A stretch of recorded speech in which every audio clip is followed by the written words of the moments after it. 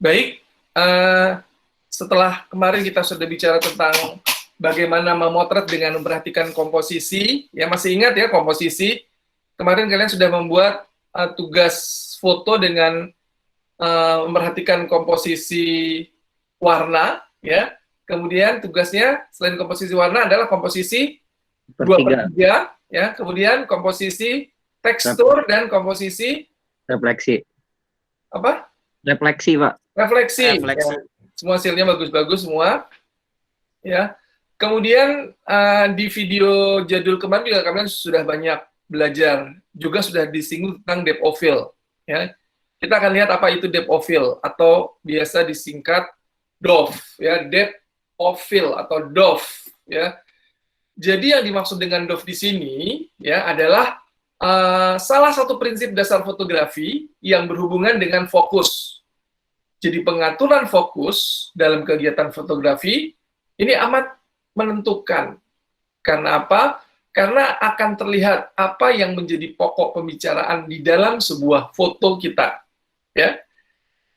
Yang dimaksud dengan ruang ketajaman adalah jumlah jarak antara benda-benda terdekat dan terjauh yang muncul di dalam fokus dan direkam dengan tajam dalam sebuah foto, atau ya ukuran seberapa jauh bidang fokus dalam foto. Nah, ruang ketajaman akan terjadi sebagai transisi bertahap, ya. Apertur dan jarak fokus adalah dua faktor utama yang menentukan dalam prinsip ruang ketajaman. Pemilihan ruang ketajaman dalam sebuah gambar bisa sangat subjektif. Maka, penggunaan ruang ketajaman dapat digunakan untuk meningkatkan efek dalam sebuah foto. Kita lihat di sini, ya. Ruang ketajaman. Ya. Sebuah foto dengan latar belakang atau latar depan yang dikaburkan dengan objek utama yang tajam, maka zona yang tajam ini disebut ruang tajam atau depth of field. Kita lihat nih ya, depth of field ini zona yang tajam ini ya, di sini ya. Depth of field dapat memberikan kesan kedalaman pada sebuah foto sehingga objek nampak menonjol dan ada sebuah dimensi. Kita lihat bagaimana foto-foto ini dengan beragam ruang ketajaman. Ini ruang ketajamannya atau diafragmanya 8, ya. Kemudian ini 5,6. Ini 2,8. Coba perhatikan baik-baik. Ini angka diafragmanya besar. Ini sedang 5,6. Ini kecil. Jadi semakin kecil angka diafragma, semakin apa? Masih ingat pelajaran kemarin di dalam video? Semakin sempit ruang tajamnya, Pak. Dan akibatnya, Pak, semakin kecil angka diafragma, semakin sempit ruang ketajaman. Dan akibatnya apa? Bokeh. Bokeh. Blur ya. Boleh kita lihat lagi. Ini kita lihat bagaimana tadi ruang ketajaman. Ini angkanya. Diafragmanya 4, ini 5,6. Ini 8, ini 11, ini 16, ini 22. Nah, kita lihat ini diafragma, bukan diafragmanya nih. Semakin kecil angka diafragma, semakin besar. Apanya besar? Bukaan diafragmanya. Gede, bukan diafragmanya. Akibatnya ruang tajam semakin sempit. Dan dengan ruang tajam yang kecil, ya, ruang tajam kecil, F4 itu kecil ya, ruang tajamnya, angka diafragmanya kecil, ruang tajamnya hanya orang bagian depan yang tajam. Dan kita lihat, semakin besar angka diafragma, yaitu F22, semakin kecil bukaan atau diafragmanya, ya. Sehingga ruang tajamnya makin lebar, ya. Sehingga dengan demikian, dengan ruang ketajaman atau F22, ya, semua orang dari depan sampai ke belakang akan nampak tajam. Perhatikan baik-baik. Semakin kecil angka diafragma, semakin lebar bukaan rana. Dengan demikian, semakin tajam. Ruang tajamnya makin sempit, ya, makin sempit ruang tajamnya. Sedangkan semakin besar angka, ini angka kita bicarakan angka ya, angka diafragma, berarti bukaan ramanya kecil, sehingga ruang tajamnya makin lebar. Dengan demikian, ya, orang dari depan sampai belakang akan tampak tajam. Ini rumusannya nggak boleh lupa ini. Jadi kalau mau ngebokehin foto, ambil ruang tajamnya kecil, angkanya kecil ya. Iya. Angka diafragmanya kecil, artinya ruang tajamnya sempit. Artinya bokeh nih kan kita lihat ya. Oh ini, nah ini di tengah-tengah nih, 8, 11. Kalau ini semakin besar angka diafragma, ya ruang tajamnya makin lebar. Berarti bukaan diafragma ini kecil, kita lihat lubangnya nih ya. Jadi semuanya akan nampak jelas. Ini aturan baku, nggak boleh lupa ini. Kalau mau ngebokehin artinya kecilin angka diafragma. Ya. Kalau mau tajam semua, gedein angka diafragma. Tapi di minggu lalu kita lihat kan, nggak cuma diafragma saja yang harus diperhatikan. Tapi segitiga tadi ya, diafragma, kemudian apa lagi masih ingat? Shutter speed. Ya, speed dan ISO. Nah, itu pintar-pintar kita mengkombinasikan 3 hal tadi. Ya, bagaimana kita lihat sini kan? Ruang tajamnya makin besar, ini makin kecil ya. Siapa yang masuk tuh?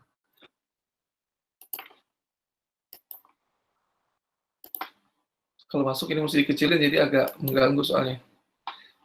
Jadi faktor dasar depth of field terdiri dari diafragma dan jarak fokus. Dan penggunaan diafragma yang besar ya menghasilkan ruang tajam yang pendek. Sedangkan penggunaan diafragma yang kecil memperpanjang atau memperluas wilayah ketajaman seperti yang saya bilang tadi ya. Jadi ruang ketajaman diatur oleh 3 faktor, antara lain tadi aperture, panjang fokus, lensa, dan jarak pemotretan. Nah, untuk tugas ketiga ini, kalian akan membuat foto dengan memperhatikan 3 ruang ketajaman, yaitu depth sempit, ruang tajam sempit, depth luas, ruang tajam luas, dan selective fokus. Saya ulangi lagi, jangan sampai salah nanti. 3 foto di-upload ya, di IG kalian. Depth sempit atau ruang tajam sempit, depth luas atau ruang tajam luas, dan selective fokus. Kita lihat satu persatu. Jadi yang dimaksud dengan depth sempit di sini, ini merupakan teknis fotografi dengan menggunakan diafragma bukaan lebar sebagai prioritas utama. Nah, penggunaan teknik depth yang sempit artinya hanya bagian objek pada titik tertentu saja yang tajam. Sementara sisanya akan blur atau nggak fokus atau tidak fokus. Nah, teknik depth sempit untuk menarik perhatian pemirsa dengan fokus pada subjek utama, serta menutup sebagian latar belakang yang mengganggu, atau istilah kamunya dibukehin. Nah, inti dari teknis ini adalah semakin dekat subjek dalam fokus ke kamera. Ya, jadi ruang ketajaman akan lebih dangkal atau sempit. Ya, masih ingat gambar yang tadi ya? Kita lihat bagaimana hasilnya. Nah, ini ruang tajam depth sempit. Itu pula ini, ya. Ini backgroundnya kelihatan blur semua, bokeh, ya. Begitu pula gambar ini. Subjek akan tampak menonjol, ya. Kecantikan si model akan terlihat lebih berbinar, ya. Bayangkan kalau backgroundnya juga benderang, ini akan samar, nggak kelihatan subjeknya. Begitu pula ini, ya. Sengaja dibokehin sehingga objek tampil lebih dekat dengan kita. Begitu pula foto ini, ya. Jadi ini masih depth sempit, ya. Akan terlihat bagaimana dramatisnya permainan bola tenis, ya. Hanya ini yang nampak nyata, sedangkan latar belakangnya dibokehin. Begitu pula 2 kumbang ini dan buah berinya. Point of interest-nya ini ya, buah beri dan kumbang ini. Ya, 3 kumbang dan buah beri. Selebihnya diblurin. Dia akan nampak lebih dekat ke kita. Begitu pula kumbang di daun merah ini, ya. Begitu pula motor ini, ya. Dan garis dari polisi, ya. Kita lihat keceriaan anak-anak ini akan lebih dekat dengan kita, yang background-nya di-blurin. Begitu pula kakek yang sedang mandi ini, ya. Objeknya lebih menonjol. Keceriaan si penari juga akan lebih menonjol kalau dengan daf sempit, ya. Begitu pula aktivitas yang kita lihat ini. Aktivitas dua ibu ini juga akan menonjol, ya, karena background-nya dibukehin dengan menggunakan daf sempit tentunya, ya. Jeruk ini juga akan lebih dekat dengan kita dibandingkan buah yang lainnya, ya. Dua fokus ini. Itu daf sempit. Yang berikutnya adalah daf luas. Ini merupakan teknik fotografi dengan menggunakan diafragma atau bukaan kecil sebagai prioritas utama. Nah, penggunaan teknik daf luas menampilkan sebagian besar objek foto dari objek terdekat, dari kamera sampai objek yang terjauh akan terlihat tajam dan fokus.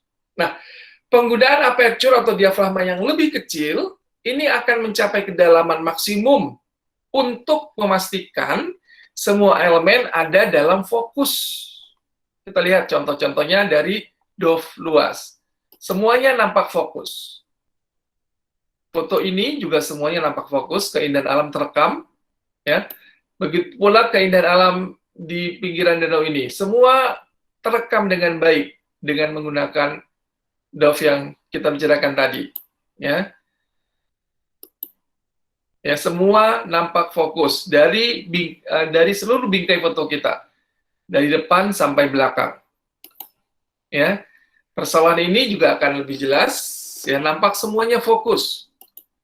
Begitu pula keindahan alam ini, ya, keindahan di pantai juga akan terlihat fokus seluruhnya dalam bingkai foto kita. Begitu pula paduan tanaman atau cabai, kol, dan ketimun serta buncis, ya, tampak semua menonjol, fokus dalam bingkai foto kita.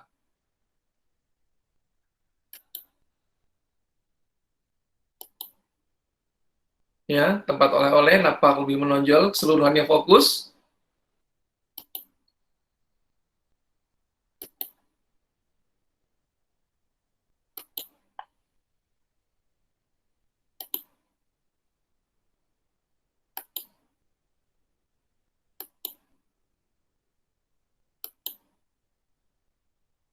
Ya, keindahan Candi Prambanan juga terlihat semuanya terekam.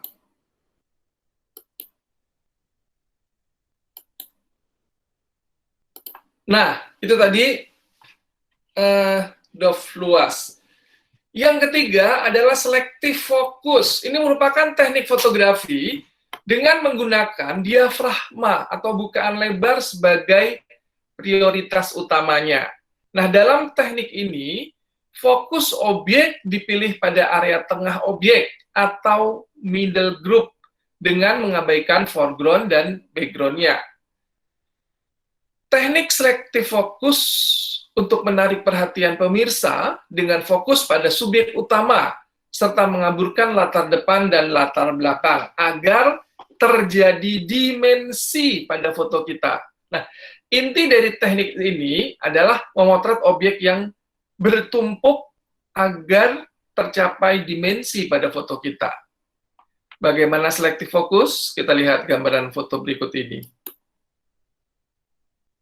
Yang tengah, yang fokus, ya, selektif fokusnya, foreground dan background-nya tampak kabur. Begitu pula ini. Ya. Jadi ini foreground-nya kita lihat kabur, begitu background-nya ini, ya. Idenya ini yang fokus. Ya, gadis di taman ini juga depannya blur, belakangnya blur. Selektif fokus sehingga lebih berdimensi foto ini. Ya, begitu pula foto ini, ya.